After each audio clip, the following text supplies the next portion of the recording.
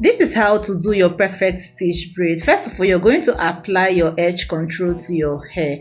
A good amount of it, please, not excess. Don't overcrowd your hair with edge control. Then afterwards, you're going to section this hair. So you're either going to use your comb to start sectioning these two braids. So the way you're going to do it, either you're using your nail or your cutting comb, you section by the left side and you braid that. You come to the right, you section out a little again, you braid it. So what you're going to do, side by side, you keep sectioning and hold that to braid. You section the left, hold it, braid a little, section the right. You keep doing this until you get to the tip of the hair.